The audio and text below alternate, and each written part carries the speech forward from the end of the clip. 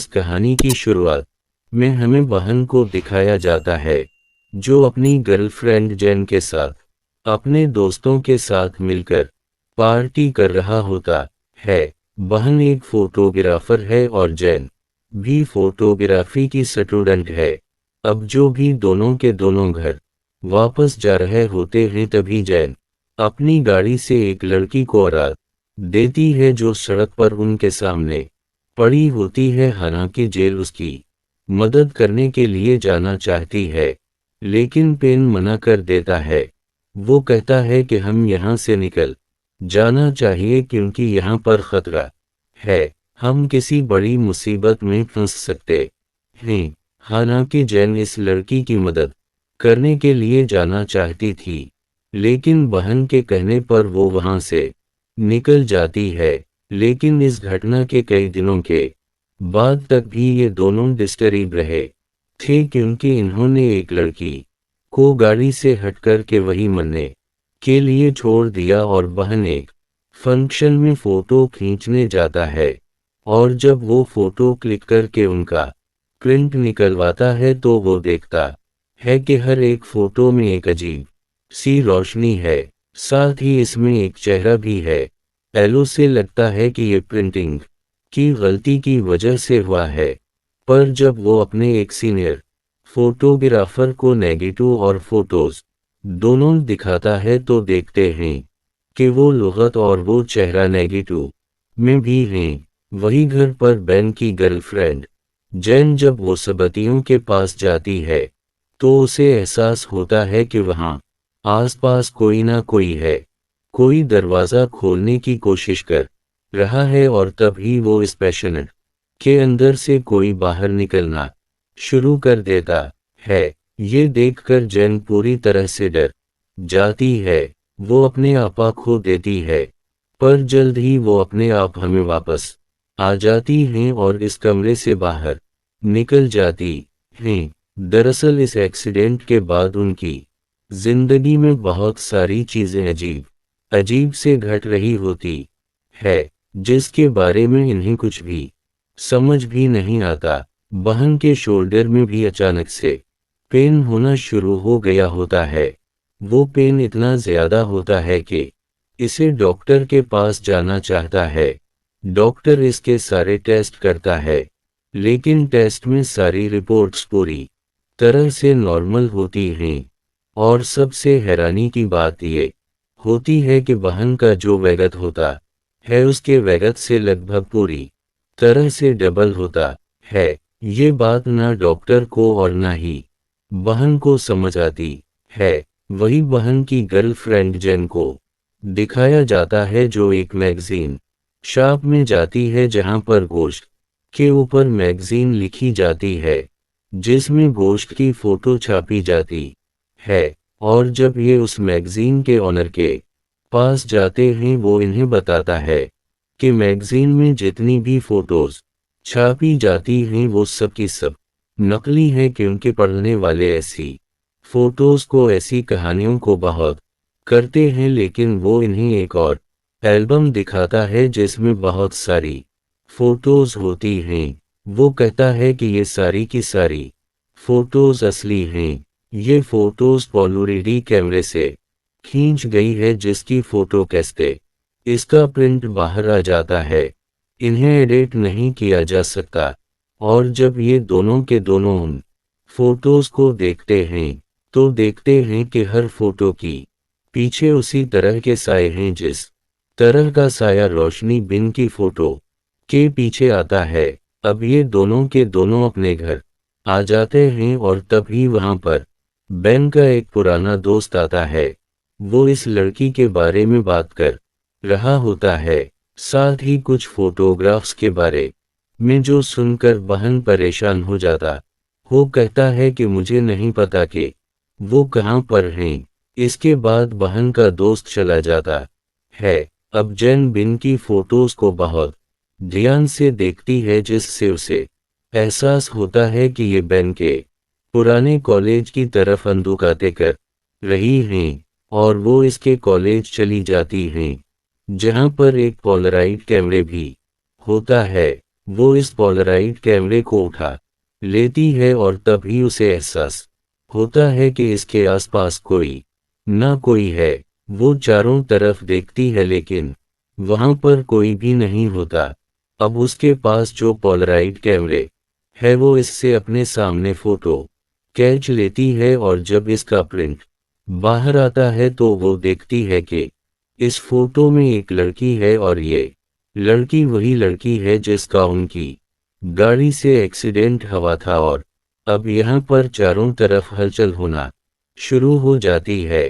तेज तेज हवाएं चलती है। ये देख कर ये डर जाती है। वो यहाँ से भागने की कोशिश करती है और तभी एक फोटो फ्रेम नीचे गिरता है और जब वो उसे देखती है तो ये फोटो उसी लड़की का होता है जिस लड़की का अभी अभी उसने फोटो खींचा था, यानी कि वो 7 माह का जो उसके कैमरे में अभी कपतरे हुई थी। अब वो कॉलेज की एल्बम देखती है जहां पर सभी की ग्रुपस फोटो होती है और इन्हीं फोटोज में उसे एक फोटो मिलती है जहां पर इस लड़की का फोटो बहन के साथ है जो देख करो पूरी तरह से हैरान हो जाती है। वो समझ जाती है कि बहन इस से कुछ न कुछ छुपा रहा है।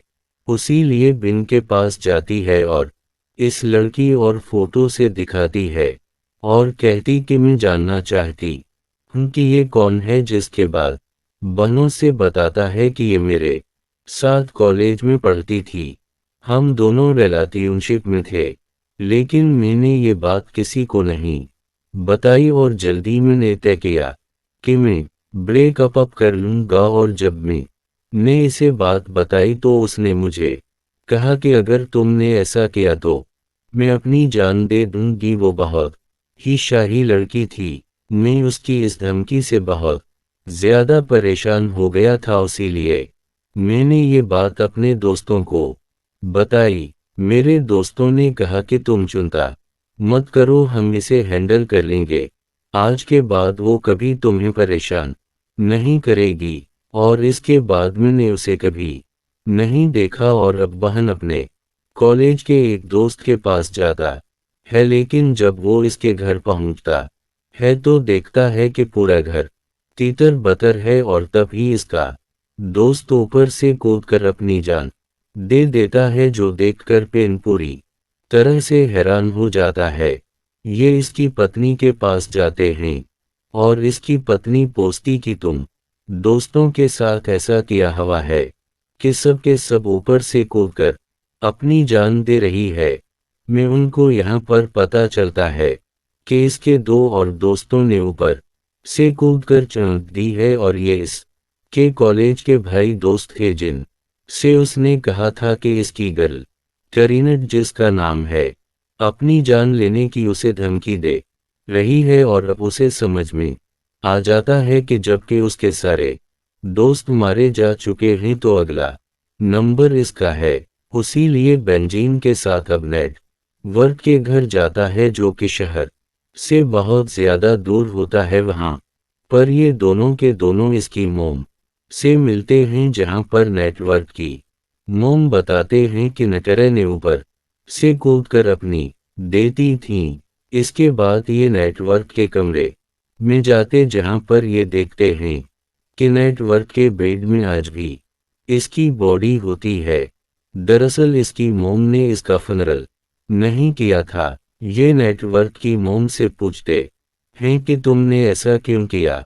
इसकी मोम बताती है कि मैं अपनी बेटी की जानने के सदमा को कभी बर्दाश्त नहीं कर पाई। मैं नहीं चाहती थी कि वो मुझ से दूर जाए, इसीलिए मैंने उसका फनरल कभी नहीं किया। ये दोनों कहते हैं कि हमें इसका करना होगा तभी इसकी आत्मा को मुक्ति मिलेगी और किसी तरह से नेटवर्क की मोम को कानून कहकर लेते हैं कि अगले दिन ये इसका फनरल करेंगे। रात कोई दोनों के दोनों एक होटल में सट्टे करने के लिए जाते हैं और जब ये एक सो रहे होते हैं तभी कोई बहन की बेडशीट को खींचता है। बहन के हाथ खल जाती हैं और वो देखता है कि इसके पैरों के पास नेटवर्क का घुस एक सफर सफर सफर सफर सफर सफर सफर डर जाता है वो अपने आप को बचाने के लिए फायर एशिड से नीचे भागता है, लेकिन लगातार नीचे जाने के बाद भी वो फ्लोर नंबर 4 पर अटक जाता है। हर बार वो फ्लोर नंबर 4 की स्टेटस पर आ रहा होता है और तब ही इसके सामने जैन आ जाती है, जो इसे अजीब तरह से देख रही होती है और इसे कहती है कि मैंने तुमसे बहुत प्यार किया था, लेकिन फिर भी तुमने मुझे छोड़ दिया। और अगले पल जेनिटर में बदल जाती, जो उसे पकड़ लेती है। ये देख कर वो पूरी तरह से डर जाता है और खिड़की से बाहर निकल कर वहां पर जो सैरी होती है इस से नीचे जाने की कोशिश करता है, लेकिन नेटवर्क का गोश्त इसका पीछा करता है और तभी इसके हाथ छूट जाते हैं। वो नीचे गिर जाता है और इसकी किस्मत अच्छी होती है कि उसकी जान नहीं जाती। इसकी अस्पताल में आके खोलती है, जिसके बाद बहन और जैन दोनों वापस अपने शहर आ जाते हैं। यहाँ आने के बाद जिन अनुस्तरियों करना शुरू करती है और बहन ने जो फोटोज खींची होती हैं वो इन्हें डेवलप कराती हैं। और जब वो इन फोटोज को ध्यान से देखती हैं तो उन फोटोज भी वो रोशनी जो दरअसल नेटवर्क का गोश्त है, वो धीरे धीरे की तरफ जा रहा होता है। और अब जैन बक सेल्फ को खोल दी है। यहाँ इसे बक सेल्फ के पीछे बहुत सारी नेगेटिव मिलती है जो छुपाकर रखी गई थी। वो उन नेगेटिव को डेवलप कराती है और जब वो फोटोज देखती है तो इसके पैर वाव तले जमीन खसक जाती है। दरअसल इस सब की सब फोटोज नेटवर्क ही होती है जिसके साथ बहन के दोस्तों ने जबरदस्त थी, और ये कॉलेज की वही जगह होती है जहां पर उसने फोटो खींची थी और जिस फोटो में उसने पहली बार नेटवर्क को पूरी तरह से देखा था, जहां पर वो फोटो फ्रेम गिराया था। जिस फोटो फ्रेम से उसे पता चला था कि बहन और नात्रे एक दूसरे को जानते थे। ये दोनों गर्लफ्रेंड बॉयफ्रेंड थे। दरअसल फ्लैशबैक में ये हुआ था कि जब बहन ने नातिरीस से कहा था कि मैं तुमसे रिश्ता तोड़ रहा हूं, तो इसने कहा था कि अगर तुमने ऐसा किया तो मैं अपनी जान दे दूंगी। और ये बात बहन ने अपने दोस्तों को बताई थी। बहन के दोस्तों ने उसे विश्वास दिलाया था कि तुम चिंता मत करो, वो ऐसा कभी नहीं करेगी। और जब नटराल अब में काम कर रही थी तब ही वहां पर बेन के दोस्त पहुंच गए और इन सब ने नेटवर्क को पकड़ लिया। और जब वो नेटवर्क के साथ जबरदस्ती कर रहे थे तो वहां पर बेन पहुंच गया था। नतरीन बेन से मदद मांगी थी, लेकिन उसने उसकी मदद नहीं की, बल्कि इसके पास जो कैमरे था इस कैमरे से उसने नेटवर्क में फोटो खींचना शुरू कर दिया। और ये फोटोज की नेगेटिव वही नेगेटिव थी जो कुछ वक्त पहले बक सेल्फ के अंदर जैन को मिली थी।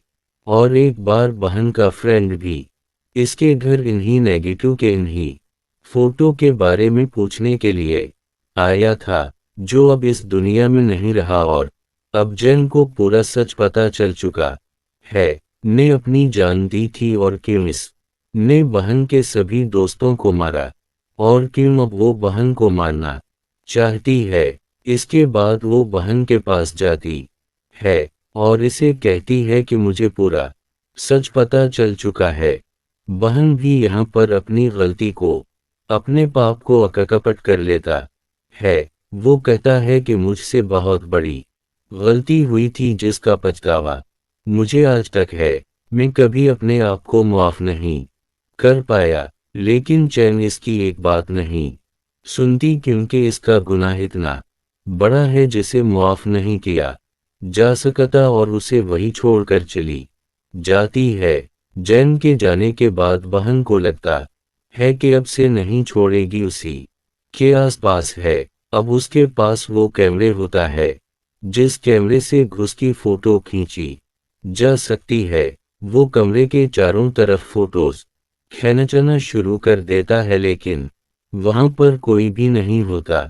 इसे गुस्सा आता है और वो इस कैमरे को पीट देता है और तभी उसी की एक फोटो क्लिक हो जाती है और जब फोटो बाहर निकलती है तो वो देखता है कि नेटवर्क की आतिमा इसके कंधों के ऊपर बैठी हुई है और एक यही कारण था कि बहुत वक्त से इसके कंधों में दर्द था और जब वो अस्पताल गया था और डॉक्टर ने इसका वेगत चेक किया था तो इसका वेगत इस के वेगत से डबल आया था क्योंकि उस वक्त भी उसके गंदे पर बैठी हुई थी। जिसके बाद नेटरे इसकी आंखें बंद कर देती हैं और बेन को कुछ नहीं देखता। वो इधर इधर जाने लगता है और तभी वो बिल्डिंग के ऊपर से नीचे गिर जाता है जिस तरह से इस के सभी दोस्त गिरे थे, लेकिन इस बार भी इसकी जान बच जाती है।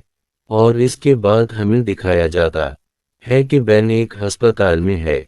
हाँ, जेलों से देखने के लिए आती है। बहन के गंदे पूरी तरह से झुके हुए होते हैं और तभी हमें दिखाया जाता है कि अभी उसके गंधों पर बैठी हुई है।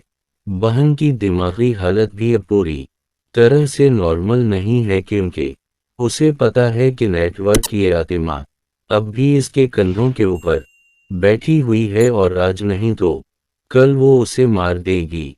और उसी के साथ ये कहानी यहीं पर ख़त्म हो जाती है।